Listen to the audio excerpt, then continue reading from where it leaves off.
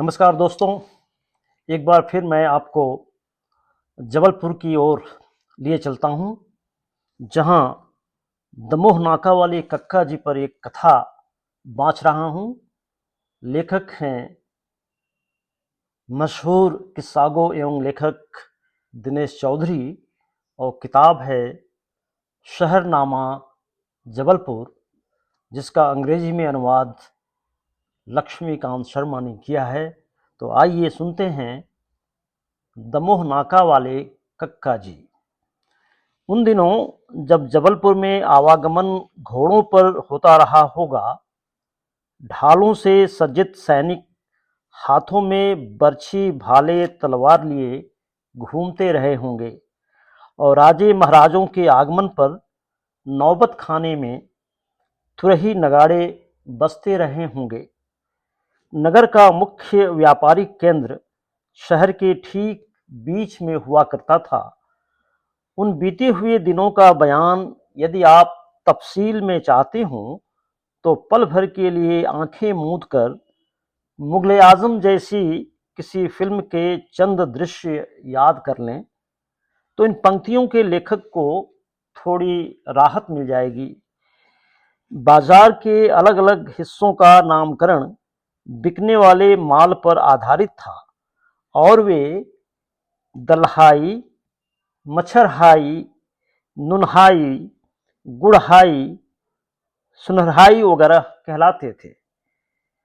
कपड़ों का बाजार अलबत्ता बजाजी कहलाता था और फिल्म पाकीजा के गीत में जो बजजवा का जिक्र आता है, मुझे अब लग रहा है इसका निकट संबंध हो न हो किसी कपड़े के व्यापारी से है।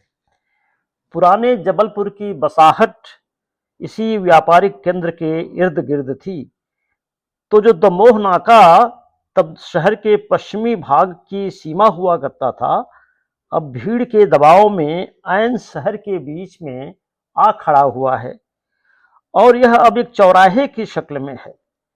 गढ़ा फाटक से रानीताल होकर नगर के उत्तरी भाग में जाते हुए मुझे बहुत से चौराहे मिलते हैं और बरबस मुक्तिबोध की याद आती है। मुझे कदम कदम पर मिलते हैं चौराहे बाहें फैलाए। आज से 40-50 बरस पहले दमोह नाका में भाएं भाएं हुआ करती थी। सरकारी अस्पताल के सामने इमली के बहुत पुराने दरख्त थे। ठंड के दिनों में मकड़ियां इनमें खूब फैले हुए जाले बुन देती थीं।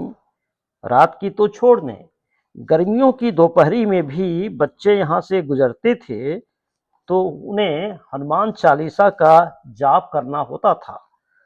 डर की मात्रा में इजाफा करने में सरकारी अस्पताल का बड़ा योगदान था। सब जानते हैं कि पुराने सरकारी अस्पताल की ख्याति अनंत यात्रा के लिए पासपोर्ट वीजा बनाने के महकमे के रूप में हुआ करती थी। ऊपर से मकड़ी के जालों वाले इमली के पेड़। धीरे धीरे इस इलाके को लोगों ने चंडाल भाटा कहना शुरू कर दिया। याद पड़ता है कि यहाँ का एक मोहल्ला बंधैया मोहल्ला भी कहलाता था। कहते हैं कि स्लीमन के ठगी उन्मूलन से पहले लोगों को यहाँ पेड़ों से बांध दिया जाता था, इसीलिए इसका नाम बंधैया मोहल्ला पड़ा। यह वैधानिक चेतावनी देना बहुत जरूरी है कि जो सुधी पाठक अकादमिक परीक्षाओं की तैयारी में जुटे हों, वे यहाँ बताए गए इतिहास का इस्तेमाल अपनी जिम्मेदारी पर करें। तो सुनसान चंडाल भाटा वाले इलाके की बसाहट धीरे धीरे बढ़ती गई। ज़्यादातर उन जातियों के लोग यहाँ पर आकर बसने लगे जो श्रम पर आश्रित थे। मोहल्ला खूब घना था। एक से सटे दूसरे घर, घरों के आगे पटरे। ये पटरे बहुउद्देशीय हुआ करते थे। ये घर के ड्राइंग रूम की तरह काम आते। घर का आंगन होते, इसमें दरी तकिया डालकर कमर सीधी की जा सकती थी। खिड़कियों की मानिंद इस पर चढ़कर झांका जा सकता था और मोहल्ले में कोई भी जुलूस निकल आए, जब तक कक्का जी पटरे पर खड़े होकर उसका दर्शन न कर लें, जुलूस का वहां से निकल पाना वर्जित था। नगर के दादा अरुण पांडे के नाटक ठल्ले की डायरी में कक्का जी वाला चरित्र यहीं से उभर कर सामने आता है। नाटक परसाई जी की रचनाओं पर आधारित है। अलग अलग प्रसंग हैं। इन प्रसंगों को एक सूत्र में बांधने का काम निठल्ला व काका कक्का जी करते हैं। निठल्ला चलायमान है और कक्का जी स्थिर हैं। कक्का जी दमोह नाका के पटरे पर बैठे हुए हैं। यह खांटी जबलईपुर वाला कैरेक्टर है। इनसे मिल लें तो समझ लें कि जबलपुर दर्शन की प्रक्रिया पूर्ण हो गई। मोहल्ले वाले की कक्का जी घर के दद्दा हैं। ये जैसे सब जगह होते हैं, दमोह नाका में भी होते हैं। इनका वर्तमान इस बात पर निर्भर करता है कि अतीत कैसा रहा है। कुछ का रौब-दाब ताजिंदगी बना रहता है, कुछ बुढ़ापे में वैसी तवज्जो न मिलने से सनकी हो जाते हैं और हमेशा अपने अतीत में खोए रहते हैं। कुछ बुढ़ऊ बेहद काइयां किस्म के होते हैं और इस गलतफहमी में डूबे होते हैं कि उनके बाद की पीढ़ी को विधाता ने न जाने क्यों अक्ल नाम की चीज बख्शने में बड़ी कंजूसी कर दी। कुछ अक्सर दुनिया का सबसे अनुभवी इंसान होने का भ्रम पाले रहते हैं और हर मसले पर अपनी सलाह देना बहुत जरूरी समझते हैं। इन्होंने भले ही कभी अपनी जिंदगी में कीबोर्ड माउस पर हाथ भी न धरा हो, पर ये सॉफ्टवेयर इंजीनियर तक को अपना कीमती मशविरा दे सकते हैं। कुछ अलबत्ता बड़े जिंदा दिल किस्म के होते हैं और उन युवाओं को शर्मिंदा करते प्रतीत होते हैं जो आज की तनाव और भाग दौड़ भरी जीवनचर्या में समय से पहले ही बुढ़ा जाते हैं। जबलपुर के दद्दा अपनी जबलपुरिया ठसन साथ रखकर चलते हैं और जहां जाते हैं अपने आसपास एक छोटा मोटा जबलपुर बनाए रखते हैं। पुराने दिनों में दातून मंजन वाली कार्रवाई मोहल्ले में घरों में घर के सामने सार्वजनिक तौर पर की जाती थी। घर आमने सामने पड़ने पर कई बार पड़ोसी का सामना इस तरह से होता कि दोनों कुल्ला करने के स्टेज पर होते और परस्पर सामने की ओर पुच्छ से रंगीन पानी का फव्वारा उछाल देते। पर यहाँ के लोगों की गुड मॉर्निंग होती और राम राम या नर्मदे हर के वाक्यांश इसके बाद ही कहे जाते। तब बुजुर्ग किस्म के लोग धारीदार चड्डी और बनियान में पाए जाते थे और कभी कभी दातून करते करते ही मॉर्निंग वॉक भी कराते। दातून करने में सुविधा यह थी कि इसे ब्रश की तरह वापस होल्डर में सहेजना नहीं पड़ता था। जहां कहीं सार्वजनिक नल दिख गया, दातून फेंक कर कुल्ला कर लिया और लगे हाथ चौगड्डे के ठेले में मॉर्निंग वॉक के बाद वाली मॉर्निंग टी पी ली। यह चाय जाहिर है उधारी खाते वाली होती थी, क्योंकि चड्ढी बनियान में बरमूडा टी शर्ट की तरह जेबें तो होती नहीं थीं। क्योंकि चड्ढी बनियान में बरमूडा टी शर्ट की तरह जेबें तो होती नहीं थीं, चौगड्डे में चाय के साथ आज की ताज़ी खबर मुफ्त मिल जाया करती थी। घर लौटकर जो बात बताई जाती थी उसका सार यह होता था कि जमाना बड़ा खराब आ गया है। दद्दा की मॉर्निंग वॉक की यह आदत भोपाल के पॉश एरिए में भी नहीं बदलती है और वे भेल की लकदक कॉलोनी में भी महज टॉवेल बनियान में कहीं भी घूम आते हैं। उधर कम उम्र पोते दद्दा की इस आदत पर कुढ़ते रहते हैं कि कम से कम उन्हें अपने अफसर बेटे के स्टेटस का तो ख्याल रखना चाहिए। दद्दा ठहरे दद्दा, उन्हें जमाने को ठेंगे पर रखने की आदत थी। दद्दा अपने पिता की तीसरी पत्नी से उत्पन्न संतान थे। जाहिर है कि तीसरा विवाह संतान की चाह में ही हुआ, पर उनके पिता दद्दा को ज्यादा चाहते नहीं थे। लाड़ करना तो दूर, कुटाई करना आम बात थी, पर दद्दा के मन में यह बात पैठ कर गई थी कि उनकी सारी मुश्किलात का एकमात्र हल पढ़ाई है। खूब मन लगाकर पढ़ाई की और नगर निगम के एक स्कूल में हेडमास्टरी की। माँ साहब के नाम से जाने जाते थे। दरमियाना कद पर चेहरा रौबदार, मूछें किसी बारीक लकीर सी पतली होती थी, क्योंकि उनका मानना था कि पिता जीवित हों तो मूछें होना अनिवार्य है। कुर्ता पाजामा खूब ढीला होता था। एक आध बार पाजामा फट गया होगा तो सिलवाने गए बच्चे से दर्जी ने पूछा, क्या पैजामे की इजाद दो लहंगों को जोड़कर की गई है? अपना प्रभामंडल बनाए रखते थे। लोगों पर किसी तरह रौब गालिब करना है, यह उन्हें पता होता। मसलन घर आए अखबार में पहले मशक्कत कर वर्ग पहेली भर ली, फिर जब चाय पीने के लिए चौगड्डे के ठेले पर पहुंचे तो बड़े आकस्मिक ढंग से यह कहना कि लाओ यार जरा अपना पेपर, वर्ग पहेली भर लें। भर कर तो घर से ही चले थे, तो समय कितना लगना है। लोग कहते कि वाह, माँ साहब का दिमाग कितना तेज चलता है। धार्मिक सामाजिक अनुष्ठानों के क्रियाकलापों में नियम क्रम वगैरह को लेकर बेहद सजग और सख्त, इतने कि उनके अंतिम संस्कार में घर के लोग घबराए हुए थे कि कहीं कोई चूक हो गई तो दद्दा खुद ही उठकर ठीक करवाने न लग जाएं। नगर निगम की मास्टरी की मामूली तनख्वाह में बच्चों को मॉडल टाउन स्कूल में पढ़ाया। 4 बेटों में से 3 इंजीनियर बने, 2 बेटियों की शादी की, भरा पूरा परिवार।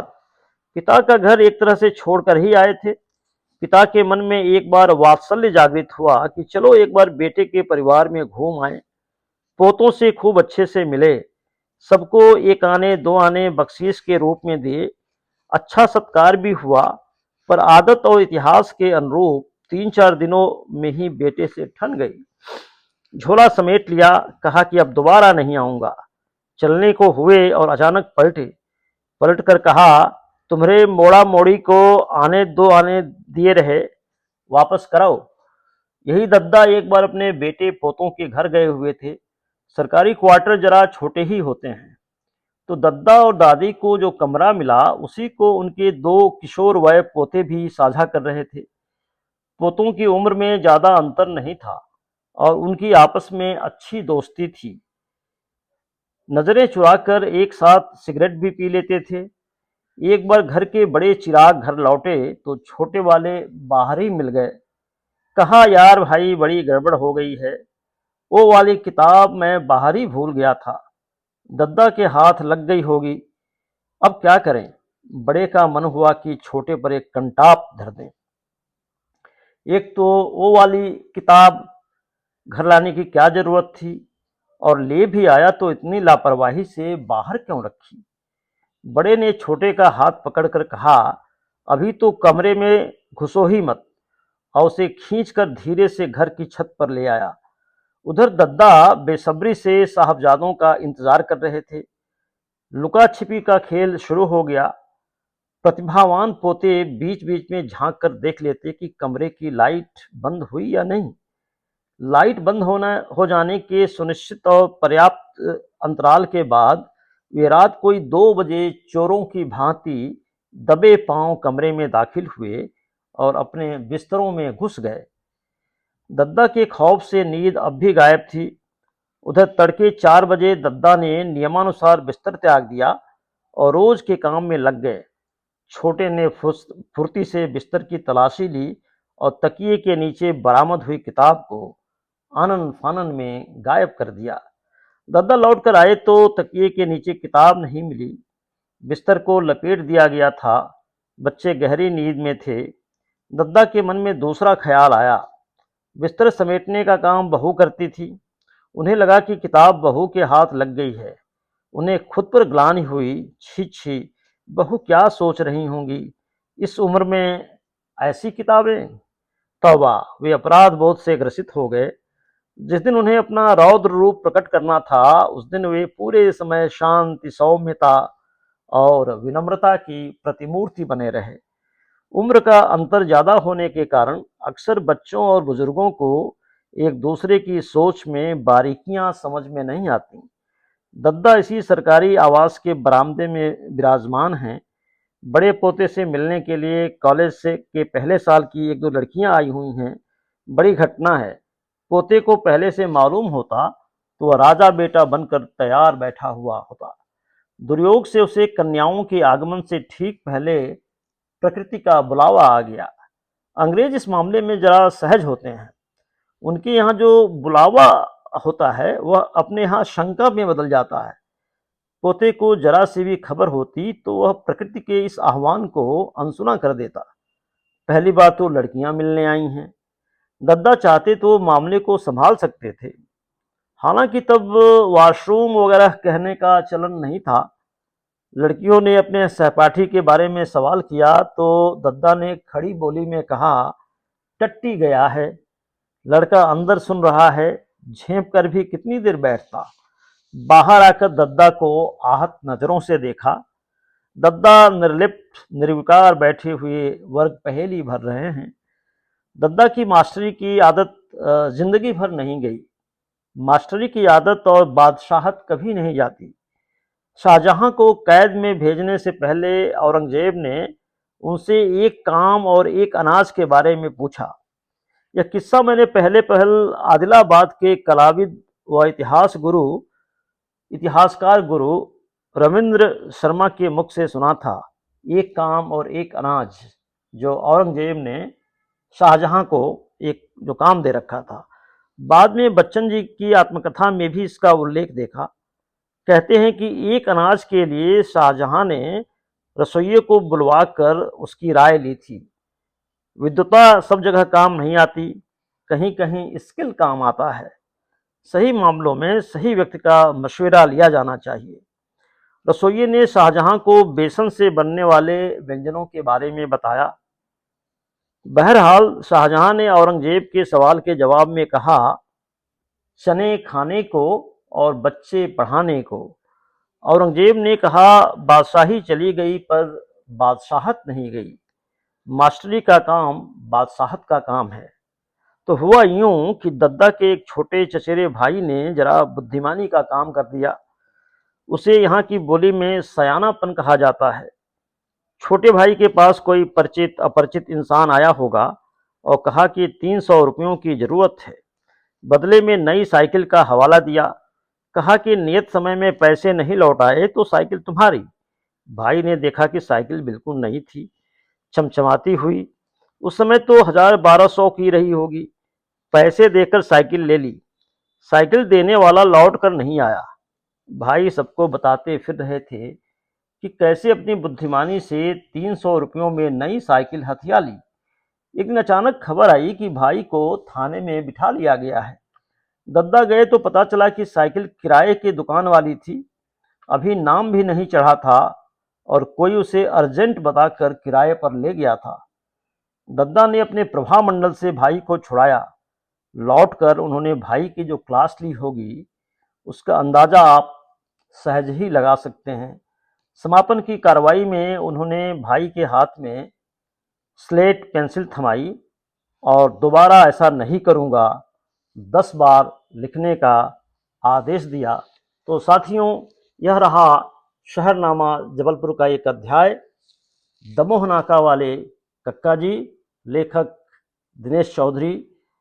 अगले किसी एपिसोड में शहरनामा का कोई और अध्याय लेकर आपके सामने हाजिर होऊंगा। तब तक अगर आपने अपना YouTube channel life with Laxmikant को सब्सक्राइब नहीं किया हो तो शीघ्र कर लीजिए। अपने दोस्तों, मित्रों, रिश्तेदारों से भी सब्सक्राइब करने का आग्रह कीजिए हमारी तरफ से, और अपने सुझावों से, अपने लाइक, डिसलाइक और कमेंट के माध्यम से मुझे और बेहतर कंटेंट बनाने में मदद करें। बहुत बहुत धन्यवाद। बहुत बहुत धन्यवाद।